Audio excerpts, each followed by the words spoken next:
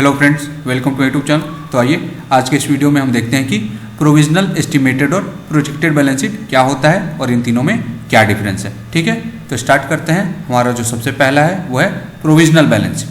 बोल रहे हैं provisional balance sheet is an unaudited balance sheet. It is prepared on the basis of past data that is for the period which is already completed.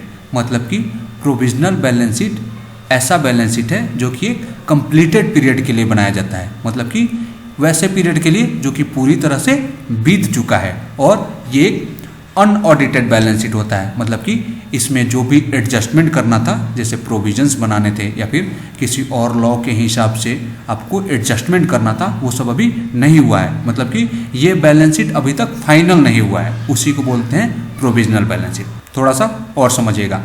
हम सबको पता है कि कोई भी फिनेंशियल ईयर 31 मार्च को खत्म होता है, क्लियर है। लेकिन आप लोग एक बात बताइए कि क्या 31 मार्च को आपके पास जो बैलेंस शीट है वो पूरी तरह से फाइनल होता है? मैक्सिमम लोगों का जवाब होगा नहीं, क्योंकि हमें जो है साल बीतने के बाद जो है बहुत सारे एडजस्टमेंट करने होते हैं, जैसे प्रोविजंस बनाना होता है और भी लॉ के हिसाब से कुछ एडजस्टमेंट्स करने होते हैं। तो ये करने में थोड़ा सा टाइम लगता है, क्लियर है। लेकिन मान लीजिए कि अभी आपने बैलेंस शीट फाइनल नहीं किया है, लेकिन आपका बैंक आपसे बैलेंस शीट मांग रहा है। बैंक क्यों मांगेगा? जाहिर सी बात है, आपने टर्म लोन कराया है या फिर सीसी या फिर ओडी लिया हुआ है, तो बैंक आपसे बैलेंस शीट मांगेगा। तो उस केस में आप जो बैलेंस शीट देते हैं बैंक को, वो होता है प्रोविजनल बैलेंस शीट। तो अब सारी बातें आप समझ गए। चलिए आगे देखते हैं। It is a balance sheet without provisions and adjustment. हमने पहले ही देख लिया है कि ये जो बैलेंस शीट होता है ये भी पूरी तरह से फाइनल नहीं होता है। इसमें जो भी प्रोविजंस हमें बनाने थे या फिर जो भी एडजस्टमेंट करना था वो भी एडजस्टमेंट नहीं हुआ है। ठीक है, मतलब कि एक अनऑडिटेड बैलेंस शीट है। आगे देखिए, अपना जो दूसरा है वो है एस्टिमेटेड बैलेंस शीट। अब यहाँ ध्यान दीजिएगा, estimated balance sheet is prepared for future data for which period is started but not completed on the basis of projection. अब ये बात समझना है कि फ्यूचर डेटा के लिए कैसे बैलेंस शीट बन जाएगा। ठीक है, हमारे पास जो डेटा हो उसी के हिसाब से हम बैलेंस शीट बना सकते हैं ना। तो फ्यूचर का कैसे बनेगा? तो ये बोल ही रहे हैं on the basis of projection. मतलब कि प्रोजेक्शन करके, भविष्यवाणी करके, या फिर ऐसे कहिए एस्टिमेशन करके हम जो है अंदाज़ा लगा के बैलेंस शीट बनाते हैं। मान लीजिए कि आज जो है 15 जुलाई 2020 है, ठीक है, और आपसे आपका बैंक बोल रहा है कि आप जो है हमें फिनेंशियल ईयर 2020-21 का बैलेंस शीट दे दीजिए। तो इसी को बोलते हैं एस्टिमेटेड बैलेंस शीट, क्योंकि ये पीरियड अभी ख़त्म नहीं हुआ है। ऊपर हमने देखा था कि प्रोविजनल बैलेंस शीट बनता है कंप्लीटेड पीरियड के लिए, लेकिन ये बैलेंस शीट बनता है जो पीरियड स्टार्ट हो गया है लेकिन अभी ख़त्म नहीं हुआ है, उसके लिए बनता है एस्टिमेटेड बैलेंस शीट। ठीक है, तो आज आप 15 जुलाई 2020 को खड़े हैं और आपको फिनेंशियल ईयर 2020-21 का जो है बैलेंस शीट देना है। तो आप क्या करेंगे? आप जो है एस्टिमेशन के बेसिस पे, मतलब कि प्रोजेक्शन के बेसिस पे अपना जो पास्ट परफॉर्मेंस देखेंगे कि यहाँ इस 3 महीने में हमारा क्या ट्रांजैक्शन रहा है, मतलब कि क्या हमने बिजनेस किया है, या फिर पिछले साल इन महीनों में हमने कितना बिजनेस किया था। उसी आधार पर जो है आप जो आने वाले 9 महीने हैं, मतलब ये जुलाई के बाद से मार्च तक, उसका एस्टिमेशन करके, प्रोजेक्शन करके और बैलेंस शीट बनाएंगे और बैंक को दे देंगे। इसी को बोलते हैं एस्टिमेटेड बैलेंस शीट। जो पीरियड चालू हो गया है लेकिन ख़त्म नहीं हुआ है, उसके लिए बनता है एस्टिमेटेड बैलेंस शीट प्रोजेक्शन के बेसिस पे। ठीक है, चलिए, और ये भी आपको कहाँ जोड़ पड़ता है? नॉर्मल सी बात है, आपका कोई सीसी लिमिट का एक्सटेंशन कराना है या फिर फ्रेश लोन लेना है तो बैंक डिमांड करता है। ठीक है, आगे देखिएगा। अब अपना जो लास्ट है वो है प्रोजेक्टेड बैलेंस शीट। फिर ये क्या होता है? ध्यान दीजिएगा, projected balance sheet is prepared for future data on the basis of projection that is for the period which is not started. अब इसका क्या मतलब हुआ कि पीरियड स्टार्ट ही नहीं हुआ है, तो फिर कैसे बैलेंस शीट बनेगा? तो जाहिर सी बात है कि प्रोजेक्शन के बेसिस पे ये भी बनेगा।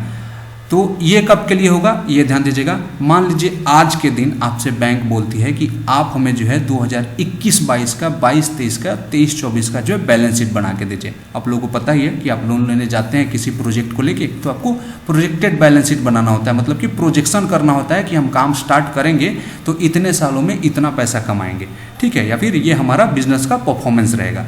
तो उसके लिए बनता है प्रोजेक्टेड बैलेंस शीट।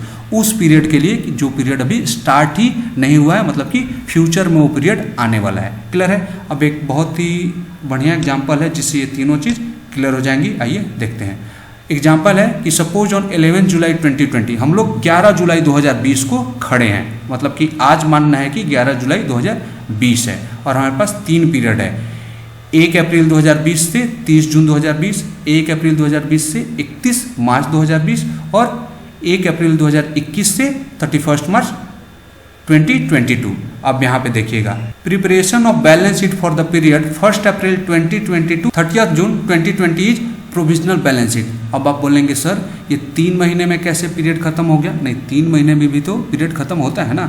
ये कब होता है? ऊपर हमने देखा था एक पूरे साल का एग्जाम्पल। मान लीजिए एक पूरा साल खत्म हो गया, 31 मार्च को आप खड़े हैं और आपको बैलेंस शीट देना है, लेकिन वो फाइनल नहीं हुआ है, तो उसको बोलते हैं प्रोविजनल बैलेंस शीट।